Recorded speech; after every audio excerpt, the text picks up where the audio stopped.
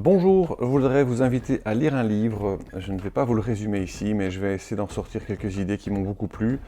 Alors tout d'abord un petit mot sur l'autrice. Asma Mala est politologue, essayiste, docteur en sciences politiques et spécialiste en géopolitique de la tech et de l'IA.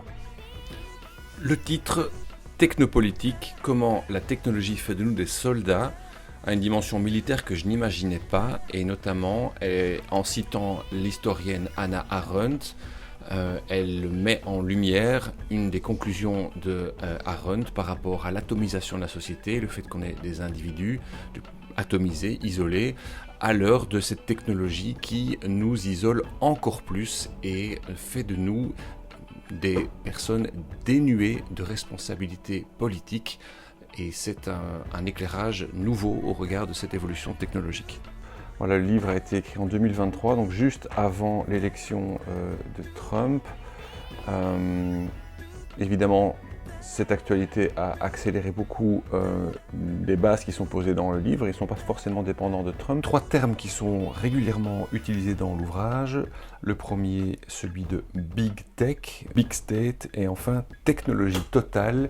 Connecter des outils et des infrastructures permettent une circulation d'informations très rapide, des algorithmes, des infrastructures, et donc elles sont totales parce qu'elles touchent à toutes les sphères commerciales, privées, politiques, militaires, sécuritaires. Elles sont intégrées, et donc c'est ça le terme de technologie totale.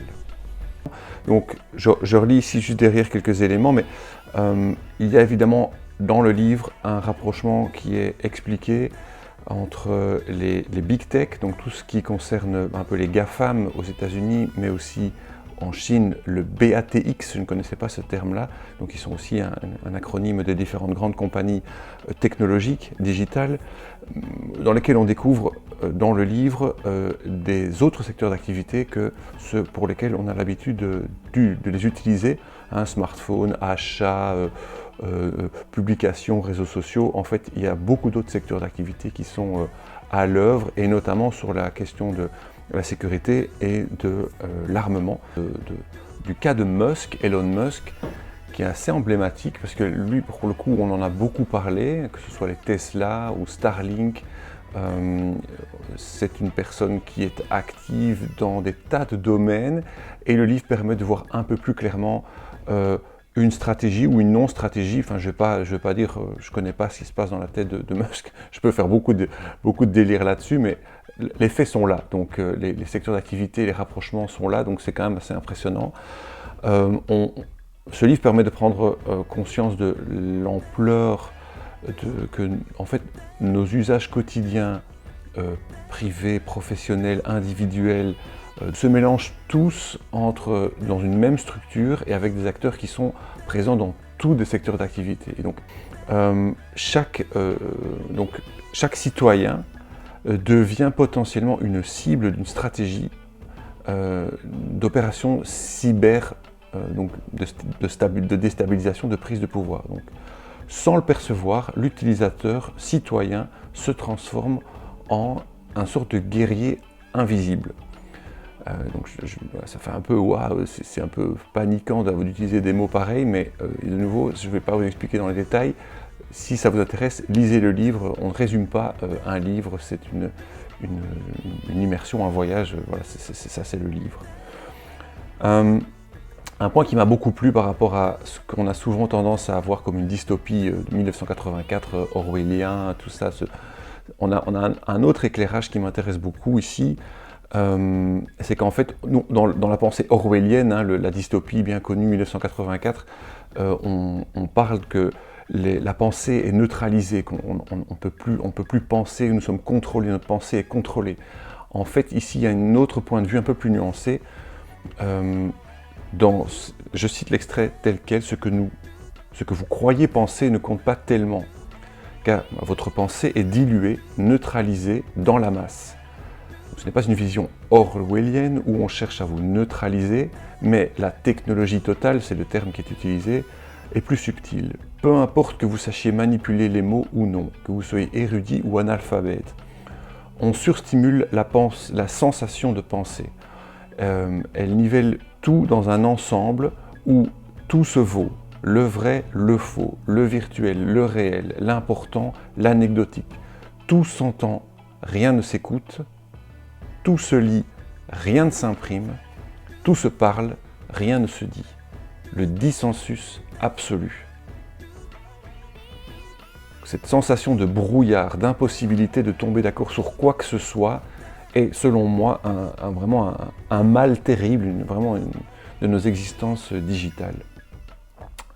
Donc ça va plus loin, nouvel extrait. La masse est atomisée en individus égalisés, mais épars, trop égaux, en désamour de la liberté. La révolution devient inopérante. L'individu ne se perçoit plus que comme un numéro quelconque de la masse numérisée. Je ne suis qu'une petite chose microscopique et invisible dans la masse. Qui pourrait bien s'intéresser à l'insignifiance atomique de mon existence, mes données personnelles? Ce raisonnement, je suis certain que vous... j'espère, en tout cas moi, il fait écho à des pensées que j'ai déjà eues, ou des réflexions que j'ai déjà entendues dans des discussions. Et donc c'est cette, fin de citation, c'est cette dépolitisation-là qui compte. Elle conclut que paradoxalement, c'est dans l'intime que tout se joue. Cette intimité définit votre rapport au monde entier. Il y a plus de détails là-dedans, et donc pour moi, c'est aussi important de rappeler à travers cette vidéo, et les sujets sur lesquels je suis souvent actif, c'est que en fait, on est politicien et citoyen de tout acte que l'on pose dans la société, que ce soit cliquer ou pas cliquer sur un site, d'utiliser une solution digitale ou pas, ou bien au-delà du monde digital, vos convictions profondes, votre intimité profonde est politique. Et j'aime beaucoup cette pensée-là, parce qu'elle fait écho à ma manière d'être dans le monde, même si parfois, évidemment, ça casse un peu la tête et c'est fatigant. Donc, je continue à citer certains éléments. Le capitalisme libéral nous pousse dans un processus de dépolitisation toujours plus fin. Pourtant, nous avons toujours le choix. Et là, c'est un petit peu mes mots à moi, mais soit entre une démocratie libérale dont le projet est la liberté politique, soit dans une démocratie effondrée vers le totalitarisme. Le problème, je cite à nouveau, est celui du désir, pas de la contrainte. Il est impossible de convaincre un citoyen anti-système qui n'y croit plus, qui ne désire plus. La qualité de la vérité n'est plus intéressante si elle ne sert que les convaincus et que tout se décide aux marges. Fin de citation. Vers la fin du livre, un autre concept m'intéresse également, m'a fort plu, c'est ce qui est intitulé comme le droit à l'indétermination. Principe qui fonde la responsabilité, je reprends ces termes, j'essaie de l'expliquer. Il s'agit du droit de ne pas savoir, de ne pas prévoir, de ne pas être réduit ou assigné. L'indétermination est la condition de possibilité de choix, du hasard, de la contingence, de l'imprédictibilité, de l'ingouvernable, de l'incontrôlable, de l'incertain, de la complexité irréductible, de la liberté, de la responsabilité.